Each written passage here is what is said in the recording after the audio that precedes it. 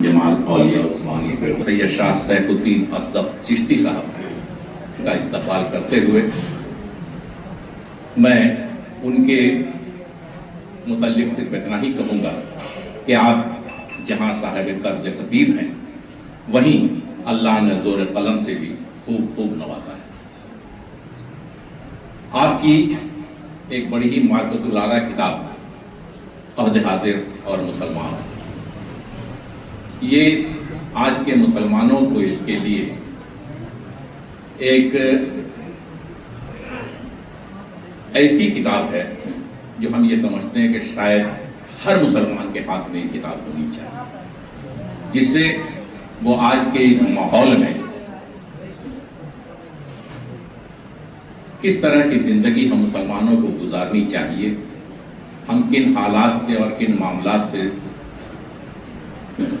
درپیش ہو رہے ہیں، ہم پر کیا گزر رہی ہے، ان سے بچنے اور بچانے کے کیا کیا طور طریقے ہو سکتے ہیں، یہ تمام باتیں انہوں نے لکھی ہوئی ہیں۔ اور حقیقت یہ ہے کہ ان کے متعلق اگر میں صرف اتنا کہوں کہ آج کے اس دور میں وہ ایک سچا مجاہد عالم ہے تو شاید وہ غلط نہیں ہوگا۔ اگر آپ کو اس کا معائنہ کرنا ہے تو میں آپ کو دعوت دوں گا کہ اس جمعہ کی نماز آپ حسینی مسجد میں ضرور پڑھیے، اور ان کی تقریر جو ہو رہی ہے پچھلے کئی دنوں سے، پچھلے کئی ہفتوں سے، وہ یوٹیوب پر اور فیس بک پر ایک تہلکہ مچائے ہوئے ہیں۔ وہ دعوت دے رہی ہے ہم مسلمانوں کو کہ آج کے اس دور میں اگر ہم نہیں سنبھلے، ہم نہیں سدھرے تو ہم کہاں جا رہے ہیں، اور ہمارا مستقبل، ہمارا انجام کیا ہونے والا ہے۔ ضرورت اس بات کی ہے کہ ہم وقت کے ناخن لیں، ہم اپنے آپ میں سدھار لائیں، اور اس کے لیے ضروری ہے کہ اس طرح کے علماء کے درمیان ہم اپنا وقت گزارا کریں۔ جیسا کہ دستور ہے کہ خانقاہ میں جو سجادہ نشین ہوا کرتے ہیں انہیں دستار پیش کی جاتی ہے۔ آج یہ موقع ہے کہ ہم اپنے آئے ہوئے مہمان کی خدمت میں دستار پیش کرنے جا رہے ہیں۔ خانقاہ فردوسیہ کی جانب سے میں ان سے گزارش کر رہا ہوں سجادہ نشین سے کہ وہ صاحب سجادہ حضرت سید شاہ سیف الدین اصدق چشتی صاحب کو دستار پیش کریں۔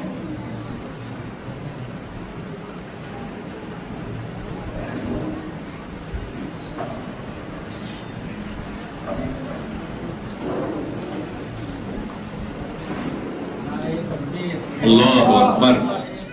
اللہ اکبر، یا رسول اللہ، یا رسول اللہ، زندہ باد،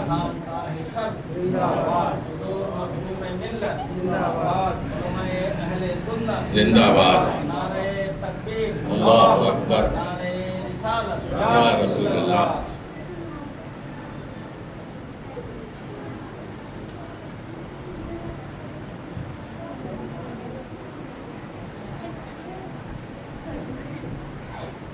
یہ دستور ہوتا ہے کہ جب کسی کو سجادگی عطا ہوتی ہے تو تمام جتنے بھی خانقاہ ہوتے ہیں وہ دستار پیش کرتے ہیں۔ چونکہ اس خانقاہ کی جانب سے دستار پیش نہیں ہو سکی تھی تو آج اس روایت کو یہاں پر زندہ کیا جا رہا ہے، دہرایا جا رہا ہے۔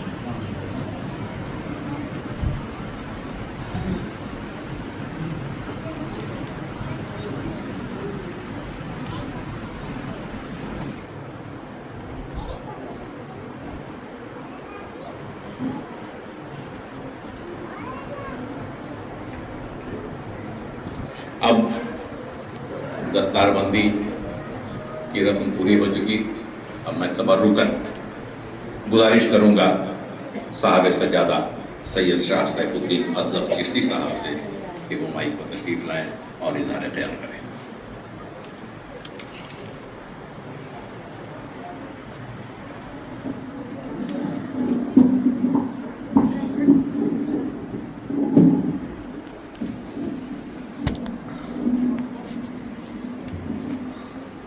السلام علیکم ورحمۃ اللہ وبرکاتہ۔ نحمده ونصلي على رسوله الكريم، أما بعد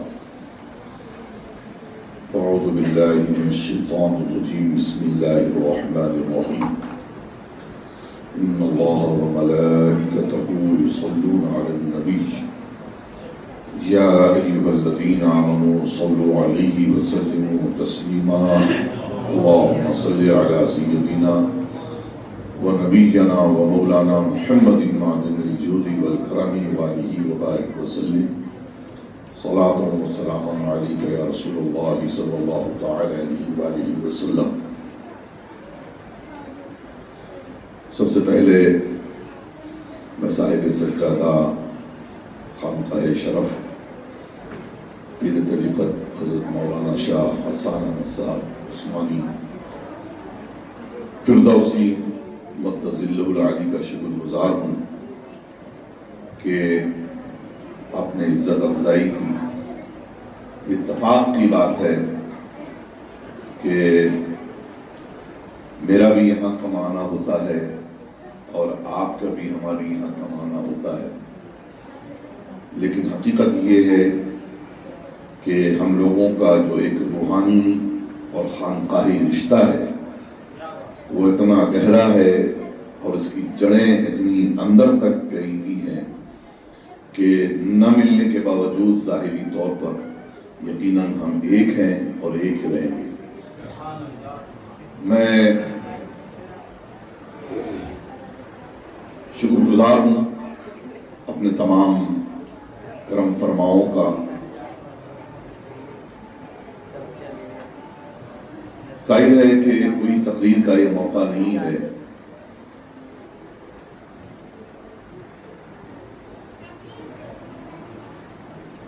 میں ہمارے ملت حضرت مولانا مفتی عبد المالک صاحب مصباحی زیدہ مجدہو نے مختصر سے وقت میں بہت کچھ عرض کر دیا. یہاں پر بس اتنا کہنا ہے کہ یقیناً خانقاہوں نے ہر زمانے میں دین متین کے فروغ اور اس کی اشاعت کے لیے کام کیا.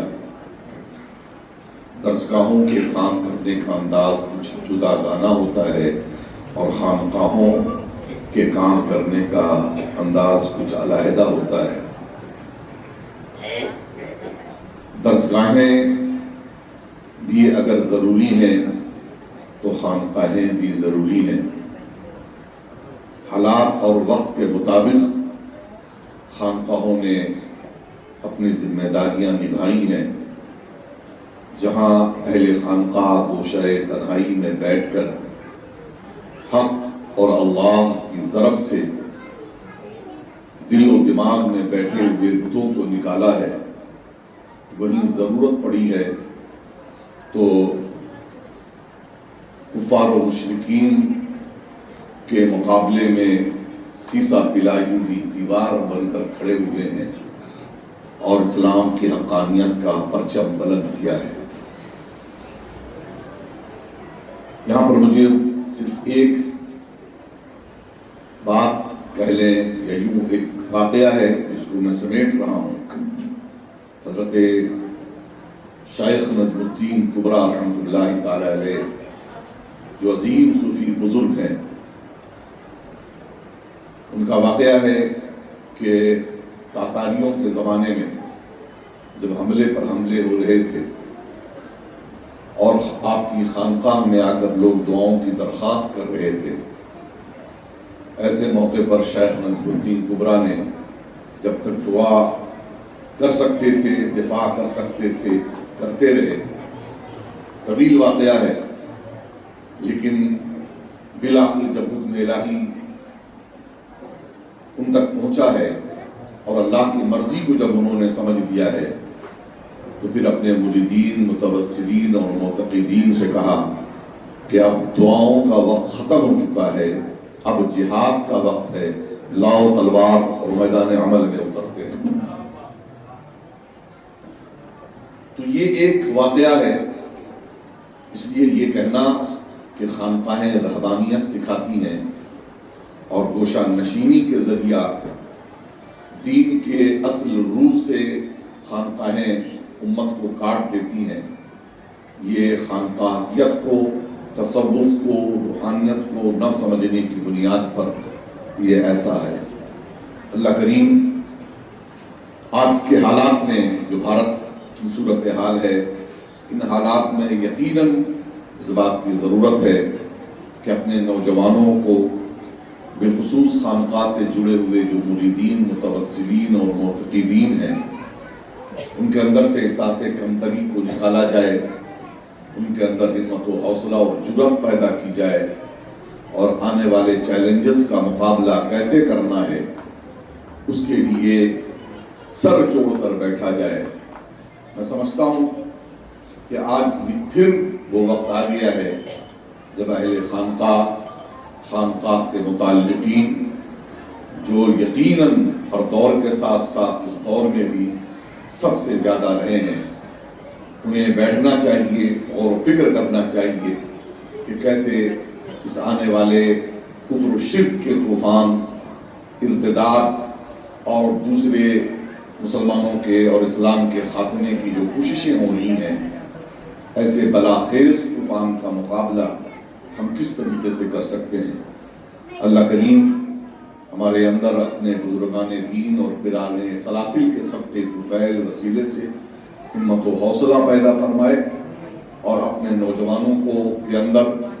جرأت اور ایمانی جذبہ پیدا کرنے کی اللہ توفیق عطا فرمائے، اور ہماری نسلوں کو بھی ایمان کے ساتھ رکھے، اور ہم سب کا خاتمہ بالخیر فرمائے۔ بہت شکریہ۔ السلام علیکم۔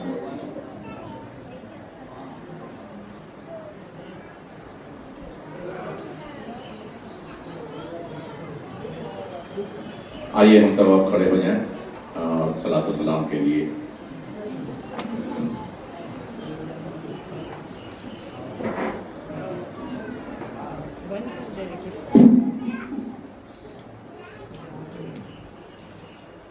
یا نبی سلام